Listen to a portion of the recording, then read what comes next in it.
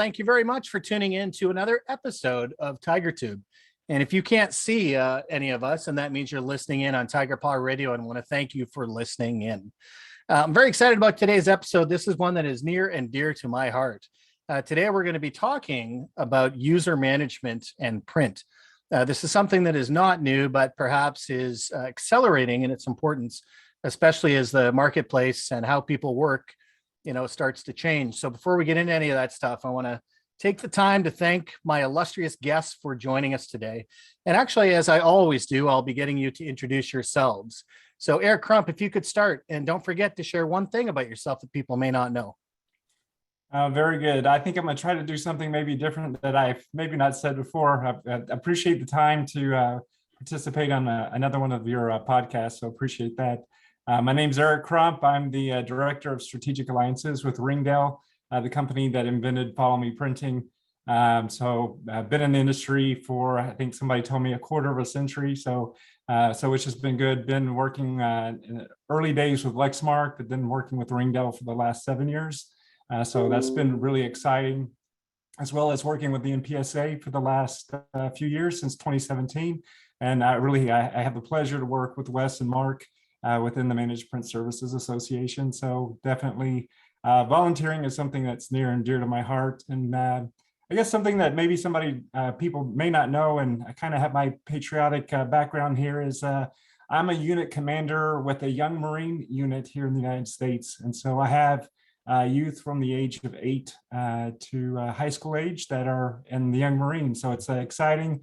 I'm learning a lot. I'm networking with a whole new set of folks in our community. Just like with the NPSA, it's just very invaluable. And just to give back to the industry, or in this case, in the community. So it's been very rewarding. And if you don't volunteer for something, definitely volunteer for something in the industry or in your community. Well, and I can second that. And I thank you both for what you do for the MPSA and for lots of other folks in your communities.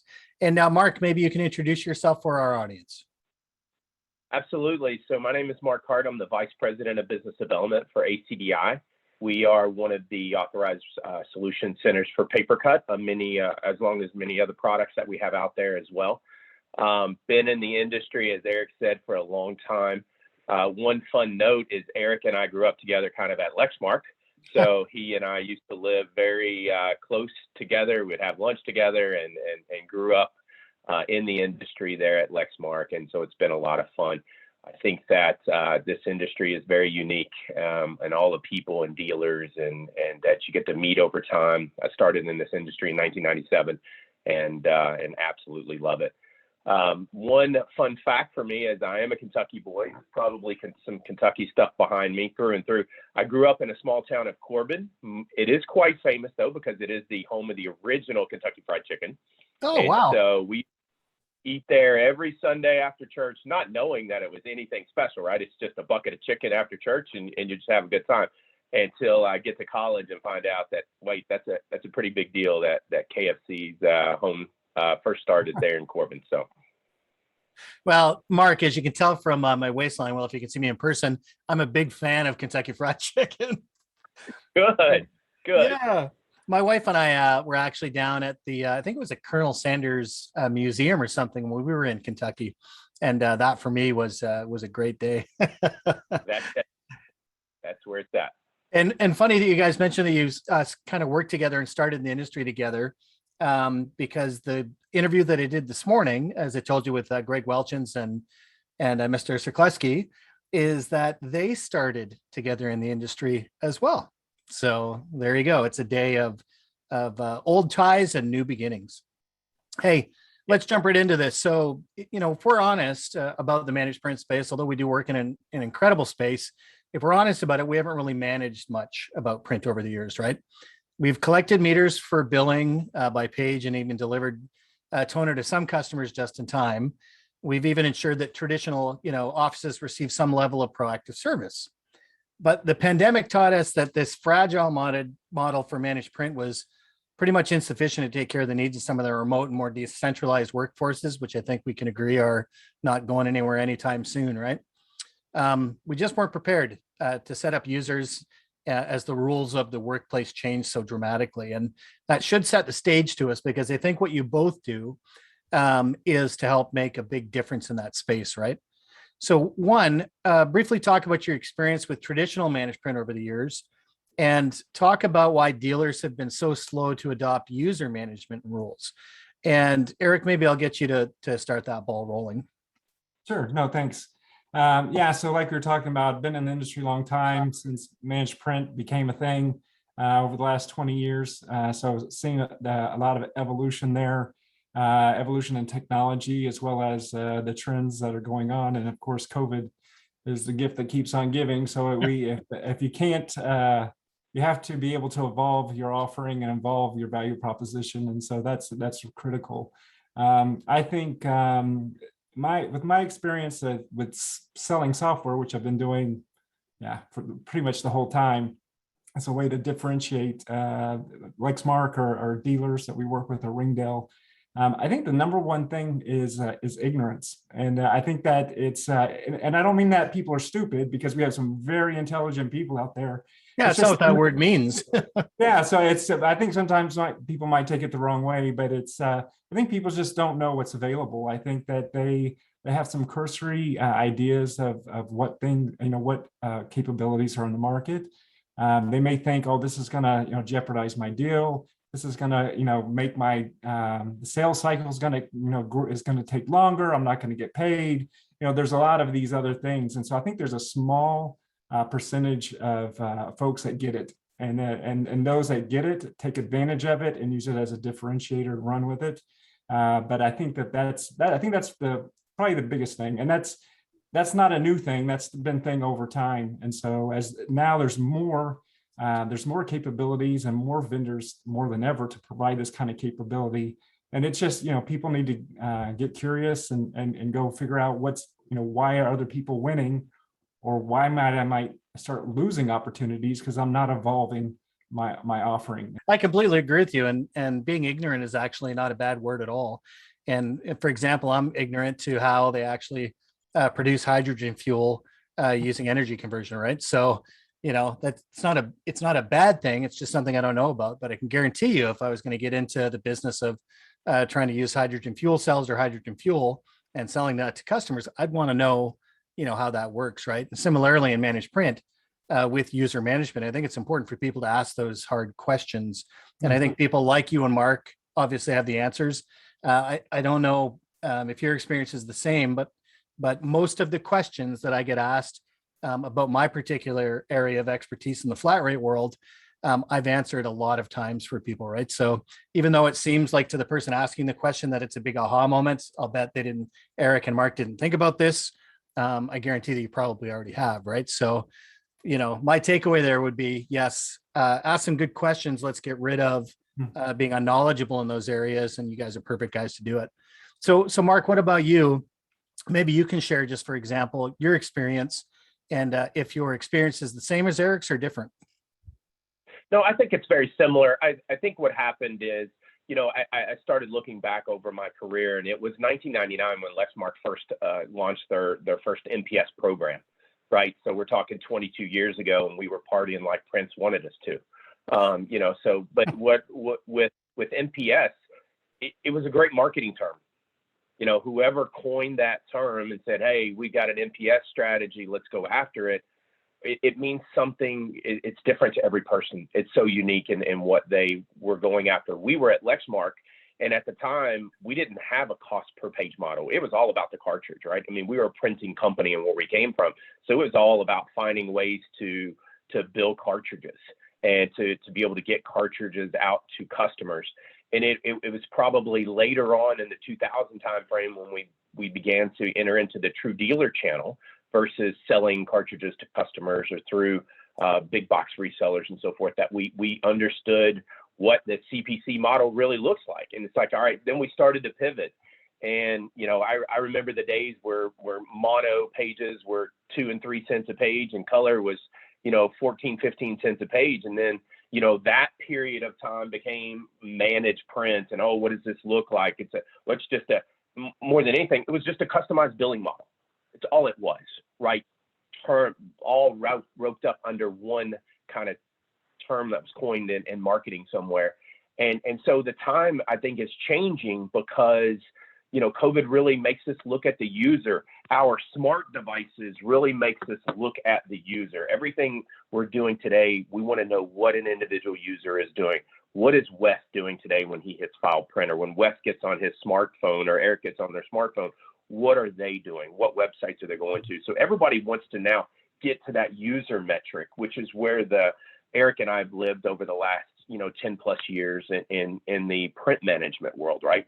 And so I think it just comes back like Eric was saying, it's that understanding that MPS traditionally was output management, not including print management, which is queue management, right? Which gives you the who, what, when, where, why, and how. And so combining those together helps you tell a completely different story. Yeah, I like how you separate both the print queue management and the print management piece, right? That the two pieces are definitely separate. One is a mechanical fulfillment, you will, of getting the marks on the paper, and the other is part of that workflow, the reason that people are printing those documents in the first place, right? And that's one thing I love about what you both do is you present to the world that other side, which I really believe is the management component, is to look at the users and their print behavior. And it's not a big brother thing. It really is about what are they trying to do in their workflows, right? Because sometimes analyzing that can come up with better ways to actually do that workflow. Sometimes it may not be, print related at all, right? So yeah, pretty exciting. But again, I think the thing that's disappointing me over there is, like I said at the beginning, I expected this whole idea of managed print to kind of feed itself, right? That we would start moving beyond just the billing for the consumables on a page level and thinking that auto fulfillment of the toner, because really that satisfy our needs as dealers. And it did give the customers some way to ensure that, they at least had some way to track their spending in a more, I guess, granular level. But the workflow piece that Mark mentioned a couple minutes ago, we just simply left it alone. And when I was working at Pitney Bowes, that's probably the place that I got my first exposure to actually working with software for user management. I cannot tell you how much I loved using that in deals. And then actually after the implementation was done, watching the results that it had in those customer environments, right? So it's absolutely incredible when you actually do start managing, kind of that user workflow, right? So we touched on the fact that there is a lot of ignorance about, sort of what user management and platforms can be. And I love that separation of kind of the workflow versus the device output. Will rules on user management benefit dealers in a post-pandemic world more than it did before? Or will there just be no change at all? And Eric, maybe I'll get you to start that. Will there be any post-pandemic benefit, for people learning more about this?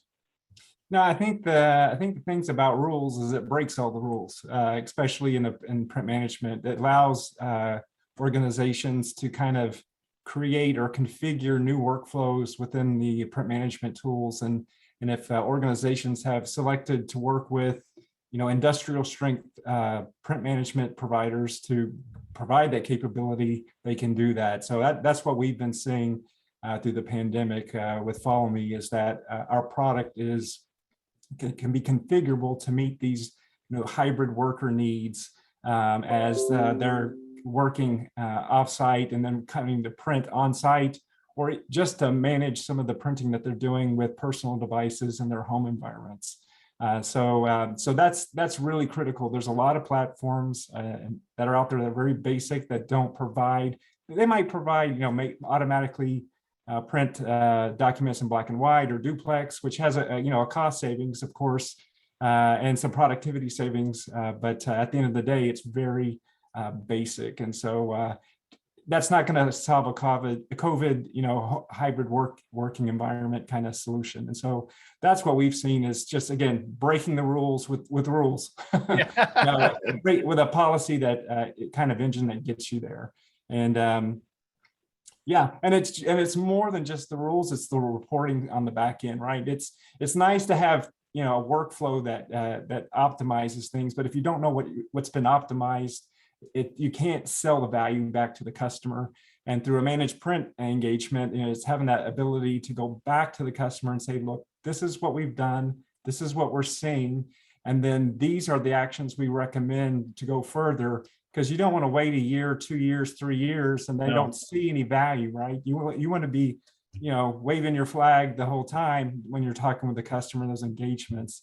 And by using the right, these industrial strength print management solutions, you get that reporting, you get that capability to make, provide intelligence back to the customer, as well as to your own business, because you need to look at it profitably. What does this look to your business, not just to the customer as a dealer? So, use that inside information for yourselves to make the right corrections and adjustments to continue to add value to your business as well as the customer. Yeah, data is so powerful, right? And I think that's I like what you say there about using rules to break the rules, and the reporting is that every other aspect of our lives is incorporating some kind of big data to make our lives easier and better, right?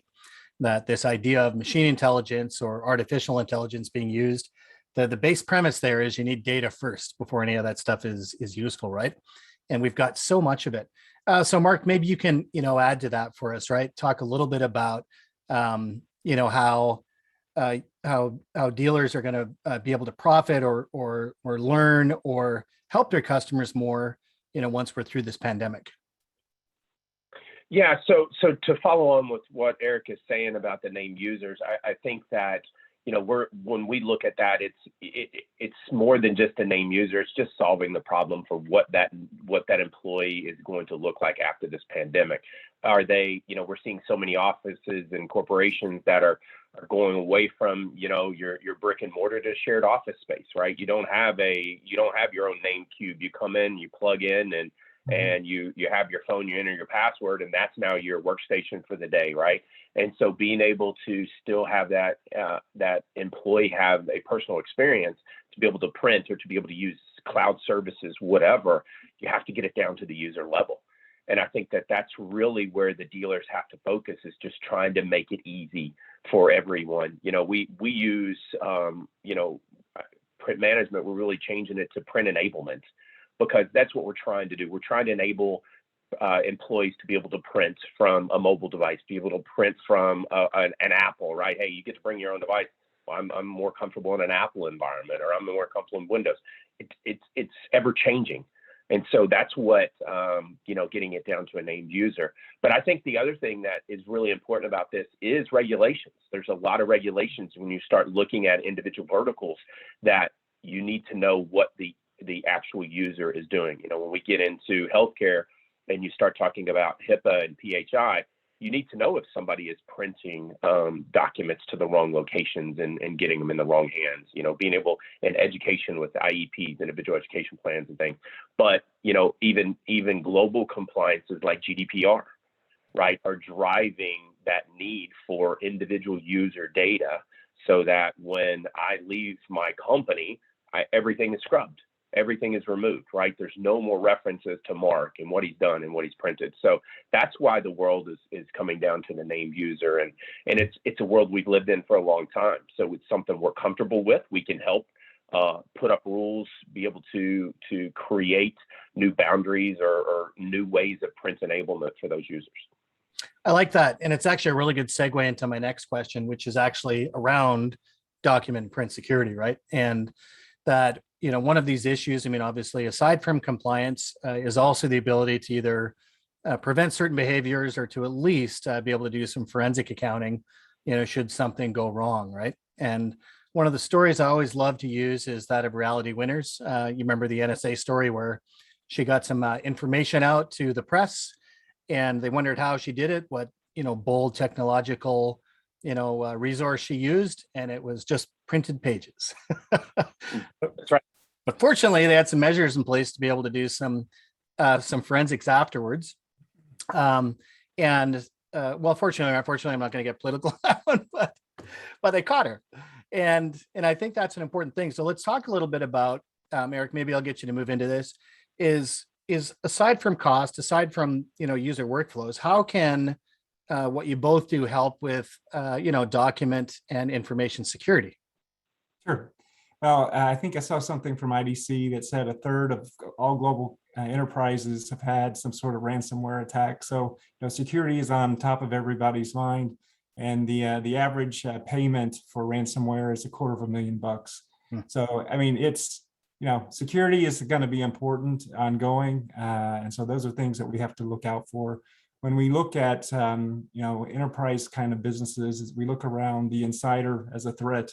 And so by providing, security solutions around those insider threats is going to be, it's where, we can really help add value. When we look at the unintentional user who, documents just sitting in the output bin, they walk away with a folder of documents that, were printed but nobody picked up, that kind of basic stuff, all the way to, disgruntled employees. We have, very disgruntled people during this COVID time frame, not just because of COVID, it's because of the way, layoffs and changes and the way we work, or, so we have, a whole new dynamic of people that want to do, bad things.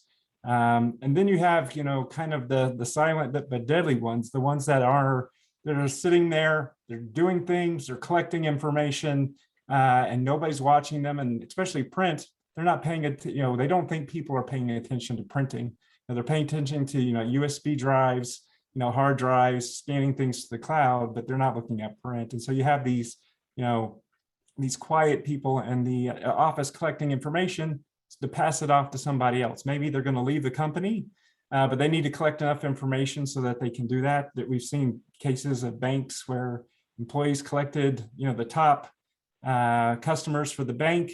It's all on Excel spreadsheet. They printed it off on 3, letter size sheets of paper, and they got caught, because it's sheets of paper, kind of like Miss Winter there.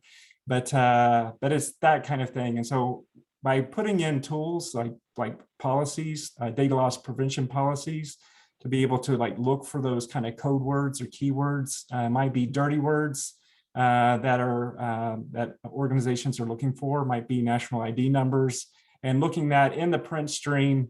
And you might have 2, 3 different brands of products, right? Printers that there, and so they all work differently. And by working, with a multi-vendor print management solution, you'd be able to look at that and control that. So it's everything from, printing with a badge to, doing content-aware kind of capabilities, to do some print forensics, to kind of stop that. And that's whether it's at the office or even at the home. So being able to track what that person is printing at home, you can provide all that in and have that same security that we've always had in the office environment, but also to get it from the home office. Also doing other forensic things like getting an electronic copy of what's been printed, archiving that, watermarks, all those kind of capabilities are available. But if you're using a basic platform, they won't be there. So it's again, it gets back to, what can you do? What are the tools? Who are the partners you're working with? And what do you don't know? Or who do you need to know to step your game around security? And again, it goes back to compliance, HIPAA compliance, GDPR, CCPA, and that's evolving, right? That's changing. So it's just, how do you make sure that your offering is evolving as the industry evolves? Yeah, for sure. And, I was thinking there about what you were saying about, the users of security and the kinds of people and why information might disappear. But it would also give me a sense of great comfort as the person printing those documents to know that because those those gates are in place, that the things I'm printing are actually protected, right? That I can feel better as a person in the office knowing that this stuff isn't going to fall into the right hands. I'm going to be right there to pick it up and take it back to my desk, right?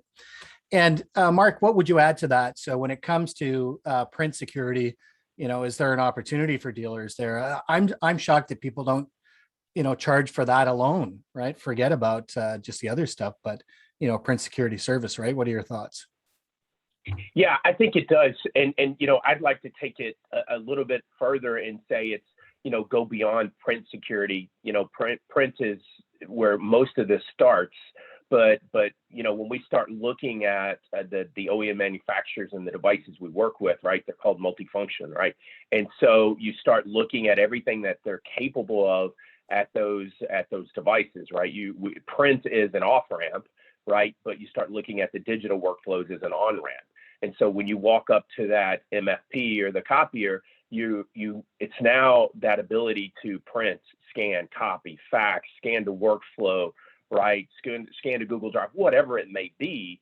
you're doing all of that now from that single interface. And so what we like to look at PaperCut is, being, Eric mentioned it being device agnostic, right? Having an interface for every single manufacturer across the globe.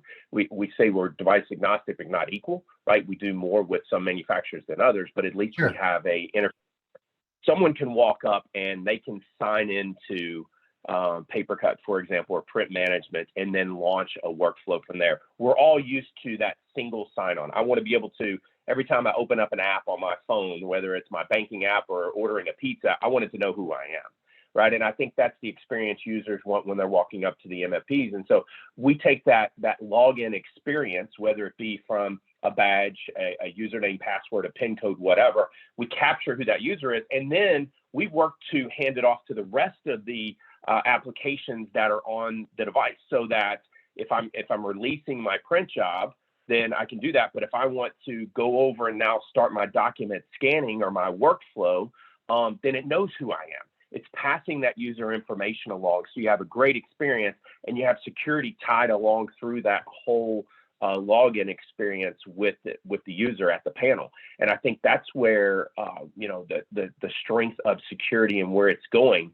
is being able to tie all the different unique applications together with a single user experience and tying it down and locking it down. It used to be you would have your own internal users and passwords, and then it went to, all right, you have Active Directory and LDAP, and now there's cloud-based authentication methods. I'm authenticating through Microsoft or authenticating through Google Suite. So there's so many different directory systems. You got to work with them all and be able to have the same user experience.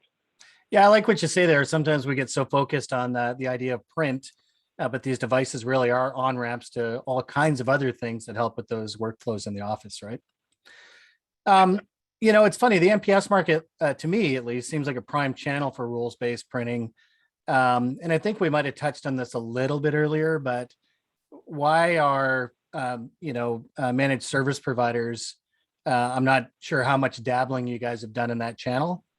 But for managed service providers, not managed print providers, that this would be kind of a no-brainer for them as part of their stack, right? Like that if you don't have to sell toner and you don't have to fix a device, but if you can actually just provide the user management through rules and the security improvements that come alongside that, why aren't they doing it, right? So it's a really good question, and honestly, it's something that we have been attacking that market for years. And they are very reluctant to enter into this space. I think they see that as what the traditional dealer is going to do, that the expectations of managing print drivers and how to get individuals to print is not a service that they want to compete against from a traditional OEM or at a dealer level. And so it's just not been something that they focused on, even though I do agree with you, Wes, that this is something that it is perfect. It fits right into what they do every day and managing the users and helping them with an overall output environment. So yeah, we think it is a channel. We continue to go after that channel. If there's a secret sauce out there, I'd love to know it. Love to sit down and talk to someone. But they are still reluctant. But we'll see. We get more and more questions coming up about this, especially the MSPs who are wanting to manage that individual user and everything about them, right? If they don't allow for that print management piece and the print queue management of it, then they're just opening the door to allow competitors to come in. yeah, and certainly, I would say one of the other reasons that I think about this question is because obviously managed print providers are moving into the managed services world, right? And some of them are doing it pretty successfully. So it just seems like you said with that last point there, that at the very least to close that door to competitors, right?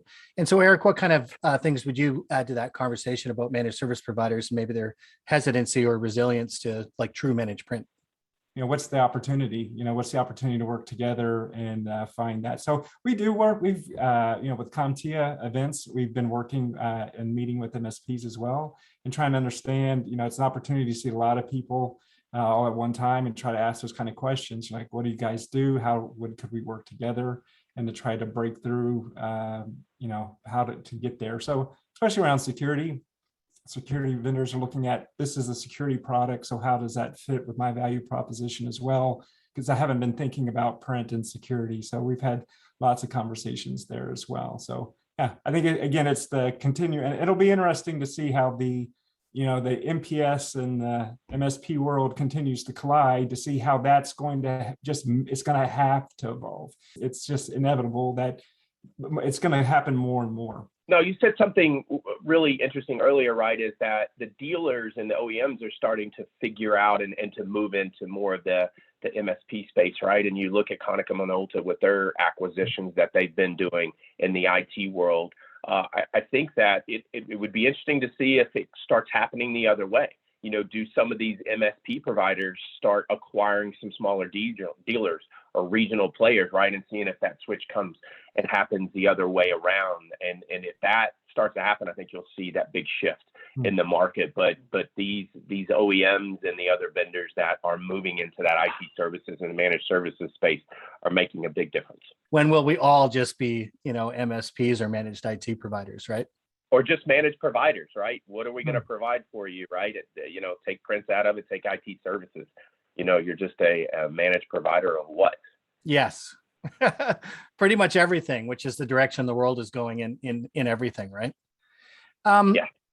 Hey, listen, if you had one piece of advice for our current channel, the managed print providers and the office equipment channel, what would that be for them in a post-pandemic world?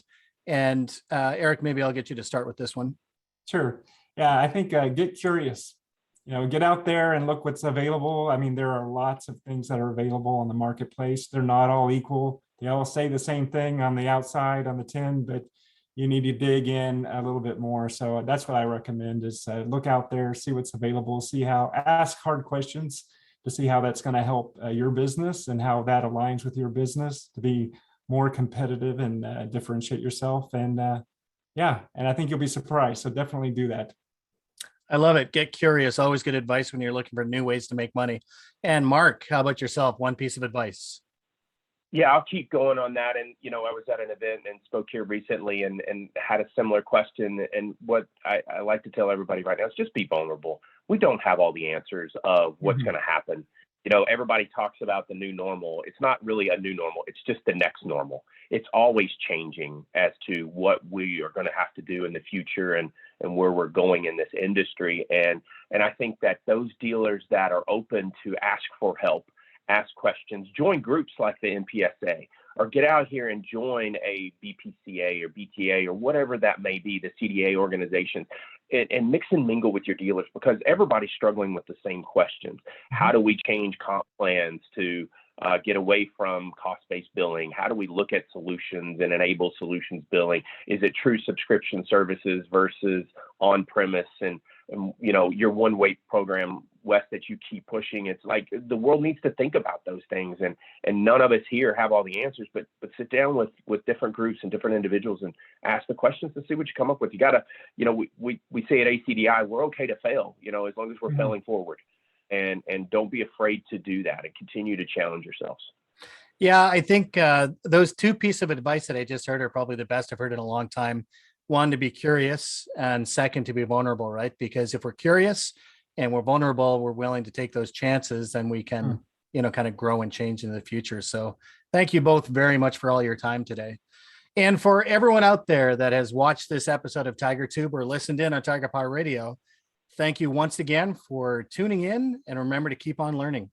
Until next time, I'm Wes McDonald.